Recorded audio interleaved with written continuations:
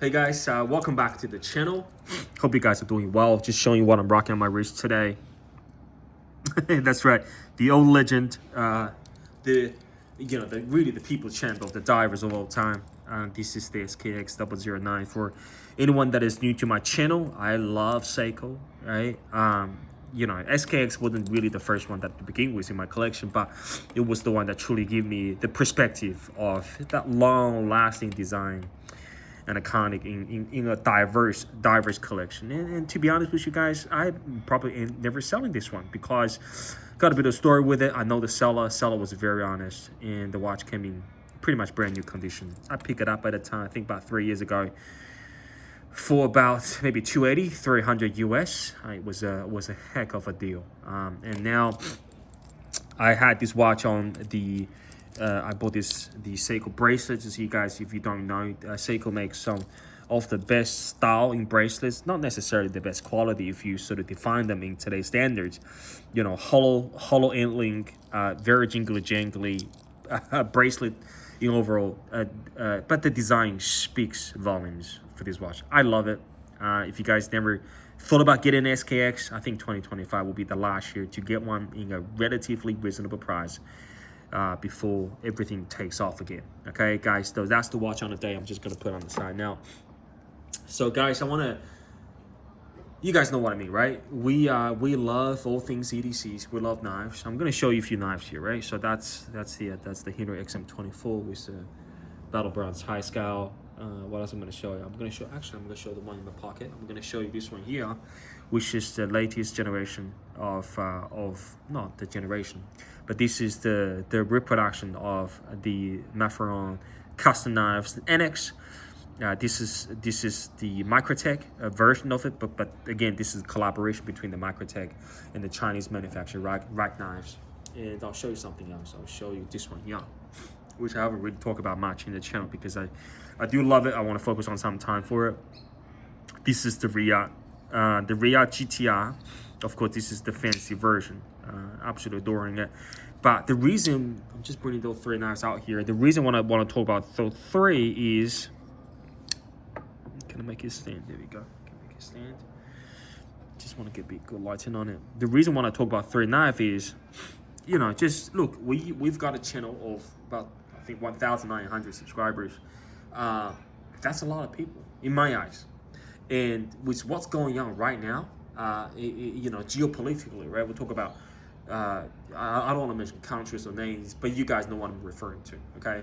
I think there needs to be something said in our community, whether it's watches or knives. I think it's important at least to have someone to address that. Now, if you come across this video as a long-term subscribers, you know what we're looking for.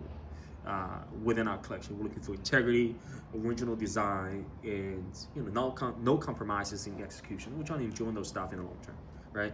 For anyone that is new to the channel, whether you get attracted to knives or watches, we love objects that are made with honesty, integrity, that we get to enjoy. Of course, in those two areas, we're looking watches and knives, but in the majority of our collection, because those are necessary and essential tools for human beings. You can't change that fact. It's just a matter of fact, the way I go beyond in its design, sort of putting that sense of art and the pride of that ownership when it comes to those things, right? But I do want to address those things because I can see there's a dangerous trend of what's going on right now. There is imbalance between that customers and consumers tend to focus on the, should I say, the original of, the country of origin. That people loves USA made and hate Chinese made and dislike anything that in between. For example, this is a collaboration between the USA and China. I don't like it, right? I think it's silly. I think it's, of course, you can get to have your opinion. This is a free world, but it's really silly, guys. And you know, you can't judge me by saying, Felix, you talk about something you don't know about. I do know my stuff, right? I'm a proud owner of this USA made, fully USA made. Here, XM24, this in full tie. Cost wise, you're looking about, I think knife is about $595 plus about $250. This is about $850 plus the matching hardware. This is about $900 of US of production knives. Do I love it? Absolutely, because it was made with integrity, it was designed with creativity, and it was executed with no compromise. And it has identity, the company has the DNA, and that's all that matters. If this knife was made in another part of the world, but has all those intrinsic values, I will buy it without a shadow of a doubt. So credit to the brand. I have no problem spending $900 of buying this, which is a USA made blade. The RIA stands for, or commonly agreed upon by many not watch enthusiasts, but knife enthusiasts in the community, that they stands for some of the highest quality when it comes to production knives, and they be able to execute them on a consistent basis with a reasonable price. This is the RIA GTR. It's integral.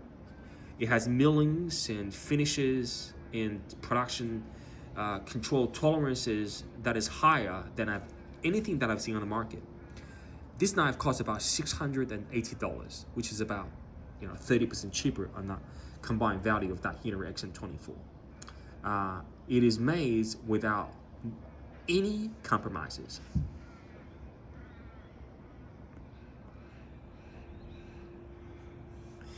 I just want to show you guys the details of it. The millings, the finish works, the blade material, every bit of it is pushing boundaries. Why I say no to this knife because it's made in China? No, I wouldn't, because it ticks all the same boxes as that Hinary's. It's made with intention. It has so much R&D into this particular knife. It was prototyped for at least 2-3 years. It's executed without compromises. It has its original design, and it speaks volumes in terms of what the brand DNA and identity is all about. So do I have a problem promoting or liking this or having this in my collection because it's made in China? No, because again, it ticks all the boxes as a Hinary's. Right? And not to say the least that the RIA is the go-to choices for many of the mid-tier US knife makers, because they know that they'll be able to bring their inspirations and aspirations out of their designs. And that's why RIA has its names in the industry. Okay, so I don't hate it. I love it.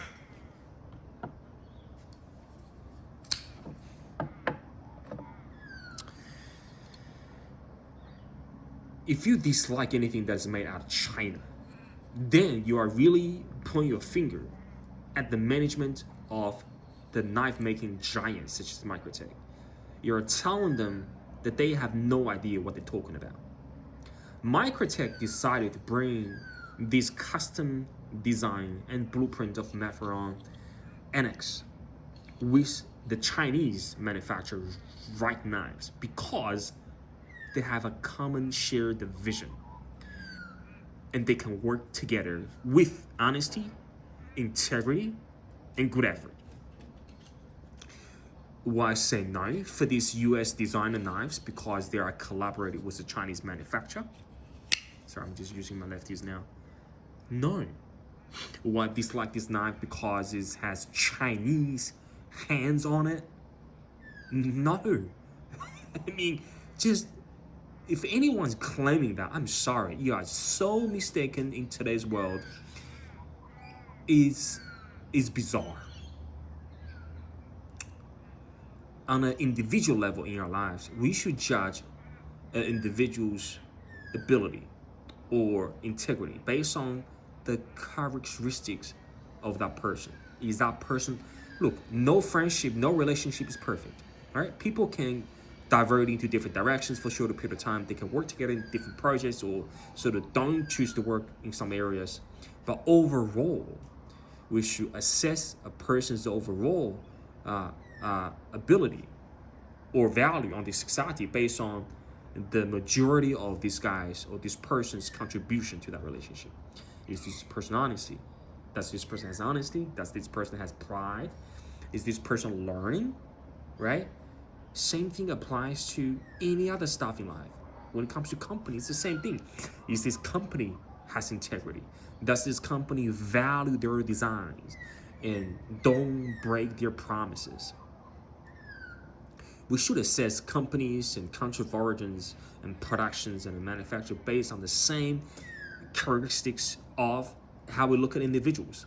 Because if we do that, then we really have a consistency of cultivating a creation and creative standards across the globe. And to be honest, that common spirit of driving innovative and collaboration, that's what got us here right now. Otherwise, we'll be still fighting a different part of the world because we believe that we are better than someone else.